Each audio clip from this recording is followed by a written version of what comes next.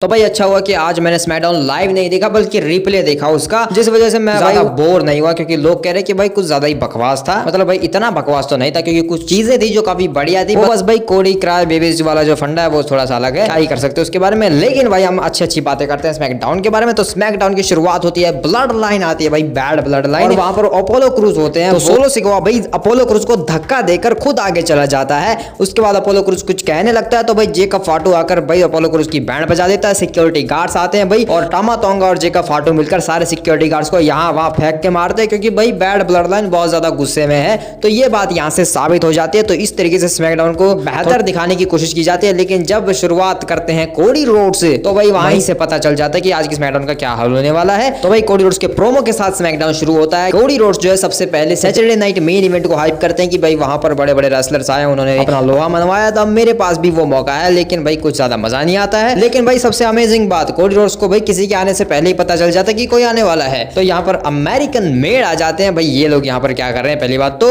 लेकिन chat cable ring के अंदर आते हैं और पता नहीं क्या क्या बकवास बातें फेंकने लगते हैं कोडी रोड्स के ऊपर। भाई मुझे भी समझ नहीं आती कि भाई कह क्या रहा है ये, मतलब कहना चाहते क्या हो। भाई यही समझा दो, तुम तारीफ कर रहे हो कि बेइज्जती कर रहे हो। लेकिन कोडी रोड्स कहता है कि देख भाई मैं तुझे अपने जैसा समझता हूँ क्योंकि तेरे पास शॉर्टी जी जैसा कैरेक्टर था और मेरे पास जो है स्टारडस्ट जैसा, दोनों काफी सिमिलर है। तो भाई अब कोडी रोड्स भी भूल चुका है कि वो कहना क्या चाहता है। लेकिन एंड में भाई इनकी कन्वर्सेशन एक ही बात पर पहुंचती है कि आज रात मेन इवेंट में chat cable versus Cody Rhodes का मैच होगा। और कोडी रोड्स कहते हैं कि मैं तुझे वहां पर तेरी औकात दिखा दूंगा। तो भाई ज्यादा कुछ तो कहा भी नहीं था भाई चैट केबल ने, इतना ही तो कहा था कि भाई तू गलत है। भाई इस तरीके से आज रात के मेन इवेंट के लिए कोडी रोड्स और चैट केबल के मैच को सेटअप कर दिया जाता है। और भाई ये जो स्टार्टिंग रही थी भाई कोडी रोड्स और चैट केबल से, तो भाई सच बताऊंगा सच में बड़ी ही बेकार थी। मतलब भाई उतना मजा नहीं आया क्योंकि भाई हमने जो रॉ की स्टार्टिंग देखी थी, Sami Zayn, Seth Rollins, CM Punk, भाई वो अलग ही थी भाई। तो उससे अगर इसे कंपेयर किया जाए तो भाई बहुत ही ज्यादा नीचे। वेल नायोमी और बियांका बेलर बैक स्टेज में आपस में बात कर रहे होते हैं। नायोमी अपने मैच के लिए चली जाती है। वहां पर बैक स्टेज में बियांका बेलर को तंग करने के लिए आ जाती है। यहाँ पर चेल्सी ग्रीन और पाइपर नेविन कुछ कुछ कहने लगते हैं कि भाई जो तो पता भी नहीं हो सकता कि तूने ही अपनी बंदी के ऊपर अटैक किया हो, चैट गार्गिल के ऊपर, जिसके ऊपर बियांका बेलर को गुस्सा आ जाता है और वो अटैक कर देती है पाइपर नेविन के ऊपर। लेकिन उल्टा भारी पड़ता है बियांका बेलर के ऊपर, पहले इंजर्ड है भाई, इतनी बड़ी पाइपर नेविन से पंगा थोड़ी लेना चाहिए था भाई। तो यहाँ पे भाई खुद ही पिट जाती है। वेल इसके बाद शो के ऊपर ट्रिफनी स्ट्रैटन आती है और ट्रिफनी स्ट्रैटन आज अपने होम टाउन में है भाई। तो वो भाई अपने ही होम टाउन में यूनाइटेड स्टेट चैंपियनशिप का जो टूर्नामेंट चल रहा है उसका एक मैच रेसल करती है। ट्रिफनी Stratton versus Electra Lopez versus नायोमी, जो भाई काफी अमेजिंग मैच होता है। नायोमी अपना लोहा मनवा रही होती है लेकिन तभी कैंडिस लेरे मैच में इंटरप्ट करती है, जिसका भाई ज्यादा कुछ फायदा तो होता नहीं है क्योंकि नायोमी अपना फिनिशर हिट कर ही देती है टॉप रोप से। लेकिन उसके बाद ट्रिफनी स्ट्रैटन वो अपने स्प्रिंग बोर्ड सेंटोन हिट करती है जिससे पिनफॉल ब्रेक हो जाता है। और उसके बाद नायोमी को साइड करके ट्रिफनी स्ट्रैटन टॉप रोप से इलेक्ट्रा लोपेज पर अपना prettiest move salt ever hit करती है और भाई काफी प्रिटीएस्ट था ये वाला। तो पिन का होता है 1 2 3 और ट्रिफनी स्ट्रैटन अपने ही होम टाउन में अपने इस मैच को जीत जाती हैं और इस टूर्नामेंट में आगे चली जाती हैं। तो भाई अब जो है चेल्सी ग्रीन के लिए डर लग रहा है भाई मुझे। वेल चेल्सी ग्रीन से याद आया भाई पाइपर नेविन शो के ऊपर आती है क्योंकि उनका मैच है बियांका बेलर से और बियांका बेलर वर्सेस पाइपर नेविन का एक बढ़िया मैच होता है भाई, सच में भाई बहुत बढ़िया मैच होता है। बियांका बेलर को इंटरप्ट करती है चेल्सी ग्रीन रिंग साइड से, लेकिन चेल्सी ग्रीन को ही लग जाती है। उसके बाद भाई बियांका बेलर अपनी फुल फॉर्म में आ जाती है, अपना स्पीयर भी हिट करती है भाई, पाइपर नेविन के आगे से हट जाती है तो वो खुद ही गिर जाती है भाई, भैंस के सामने से हट जाए और क्या ही। लेकिन पाइपर नेविन एंड में एक पावर बॉम्ब हिट कर देती है जिसके बाद वो टॉप रोप पर चढ़ती है। तो यहाँ पर बियांका बेलर आ जाती है और वो केओडी में लेने लगती है पाइपर नेविन को। लेकिन चेल्सी ग्रीन बीच में आ रही थी तो भाई चेल्सी ग्रीन को ही रिंग के अंदर लाती है बियांका बेलर और चेल्सी ग्रीन के ऊपर पाइपर नेविन को पटक देती है केओडी से। भाई पाइपर नेविन को मारा ठीक है भाई, चेल्सी को क्यों मार रहे हो। तो पिन करके भाई इस मैच को आराम से जीत जाती है, मतलब आराम से तो नहीं जीती लेकिन बियांका बेलर इस मैच को जीत जाते हैं। मुझे लगा था शायद बियांका बेलर के ऊपर आकर कोई अटैक करे लेकिन नहीं होता है।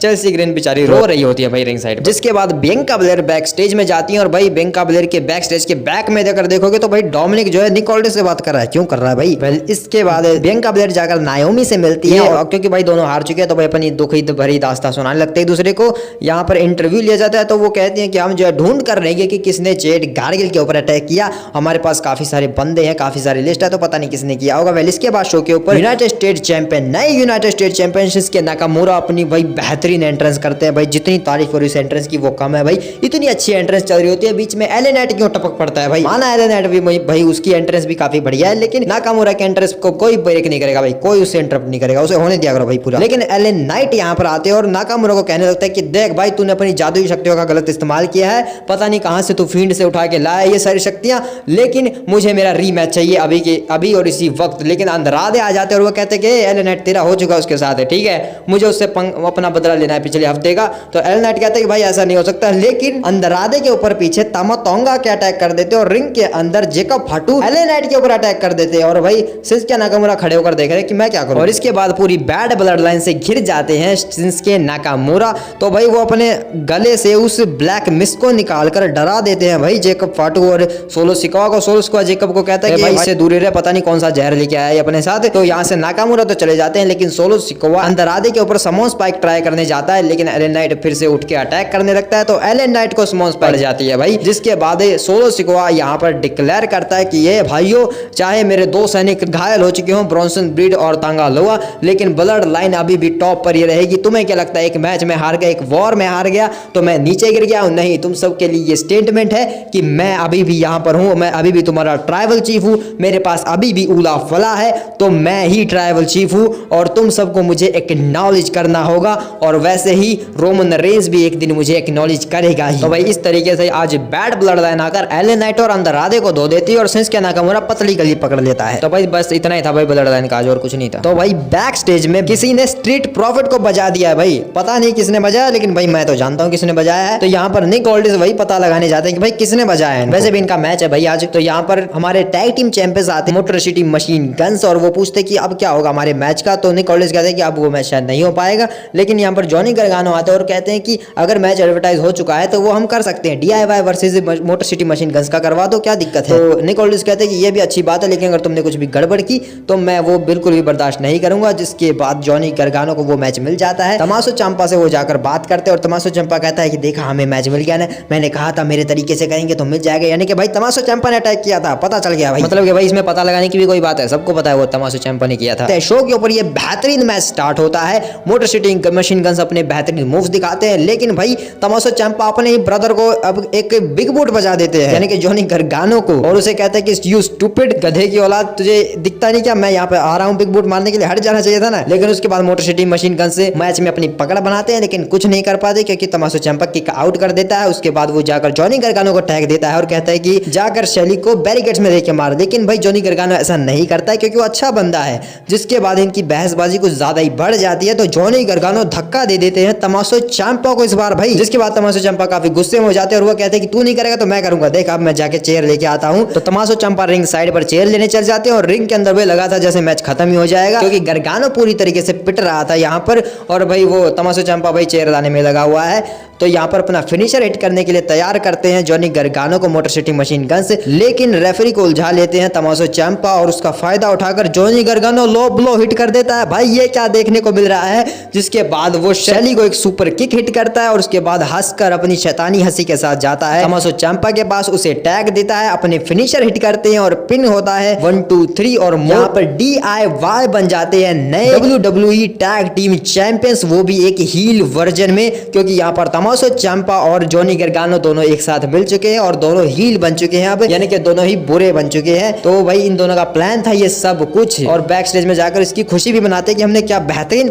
प्लान बनाया। कैंडिस लरे भी वहां पर आती है और भाई क्या तीनों की हील टीम इकट्ठा हो चुकी है यहाँ पर। अच्छा है भाई, काफी बेहतरीन। भाई आज के स्मैकडाउन की भाई सबसे बड़ी हाईलाइट और सबसे बेहतरीन मोमेंट भाई यही था कि DIY हील टर्न कर गई और वो चैंपियन भी बन गए। उसके बाद सेलिब्रेशन भी कर रहे हैं, लेकिन केविन ओवेंस का इंटरव्यू होने वाला था, लेकिन भाई वो एक वीडियो क्लिप जारी करता है जिसमें वो कहता है कि तुम लोग मुझे स्मैकडाउन पर बुला रहे हो, जब मैं आना चाहता हूं तब तो तुम मुझे आने नहीं देते, और अब तुम कह रहे हो कि मैं स्मैकडाउन पर आऊं, क्यों? क्योंकि माइकल कोल मेरा इंटरव्यू लेना चाहता है, मैं क्यों आऊं? और उस घटिया मिनेपोलिस सिटी में तो बिल्कुल भी नहीं आऊंगा। और माइकल कोल, अगर तुम्हें मेरा इंटरव्यू लेना है तो तुम यहाँ पर आ सकते हो, मैं यहीं पर बैठा हूं, अगर मुझे ढूंढ लो। तो माइकल कोल जाते हैं भाई अपने अनाउंसर डेस्क से उठकर बैक स्टेज में, केविन ओवेंस को ढूंढते हैं, उसकी कार में बैठते हैं और फिर उसके बाद ये इंटरव्यू शुरू होता है। और माइकल कोल पूछने लगते हैं कि आखिर ये सब क्यों कर रहे हो? तो केविन ओवेंस कहता है कि मैं क्यों ना करूं ये सब, तुम्हें क्या लगता है मैं घटिया हूं? नहीं, तुम माइकल कोल तुम जानते हो, तुम तो आजकल कोडी रोड्स के बिल्कुल गुणगान करने लगे हो। एक टाइम था जब तुम मुझे पसंद करते थे। तो माइकल कोल कहते हैं कि सब तुम्हें पसंद करते हैं। तो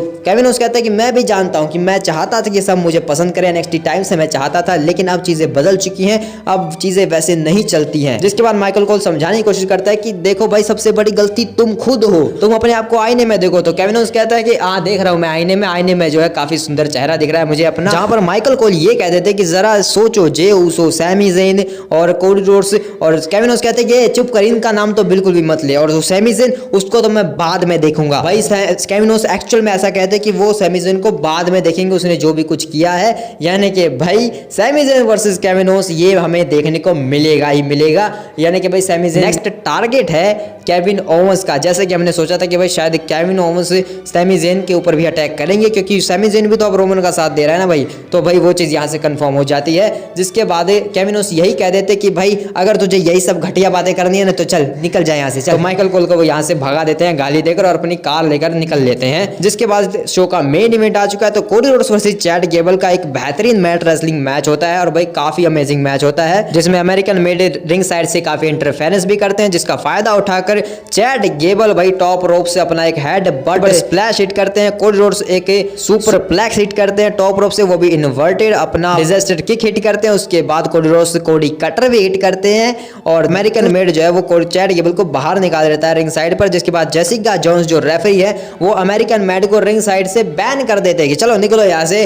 जिसकी वजह से भाई कोडी रोड्स जिसका फायदा उठाकर रोल अप पिन करके जीतने की कोशिश करता है। लेकिन चैट गेबल भाई चालाक बंदा है, तो वो भाई कोडी रोड्स के जूता निकाल देता है और उसके ऊपर फिर एंकल लॉक हिट कर देता है भाई। मतलब कि भाई सॉक्स की बदबू नहीं आ रही होगी चैट गेबल को यहाँ पर, काफी वाहियात। वेल कोडी रोड्स जो है यहाँ पर पलटवार करते हैं, जिसके बाद वो भाई सुपर कोडी कटर हिट करते हैं। भाई सुपर कोडी कटर देखने को मिलता है टॉप रोप से चैट गेबल के ऊपर, लेकिन उसका कोई फायदा नहीं होता है। काहे का सुपर भाई, चैट गेबल तो उठ के फिर दोबारा से यहाँ पर एंकल लॉक हिट कर देता है भाई कोडी रोड्स के ऊपर। जिसके बाद वो यहाँ पर अपना जर्मन सुप्लेक्स हिट करता है, टॉप रोप पर चढ़ता है 5 स्टार फ्रॉग स्प्लैश देने के लिए। लेकिन कोडी रोड्स यहाँ पर पलटवार करते हैं और फिर अपना फिनिशर क्रॉस रोड्स हिट करके पिन करके इस मैच को जीत जाते हैं। और भाई क्या ओवर एक्टिंग करने लगते हैं यहाँ पर। मेरा घुटना टूट गया, उंगलियां टूट गई है, लेकिन यहाँ पर केविन ओवंस आते हैं और वो कहते हैं कि इतनी ओवर एक्टिंग करने की जरूरत नहीं है, ले मैं पूरी तरीके से तोड़ देता हूँ।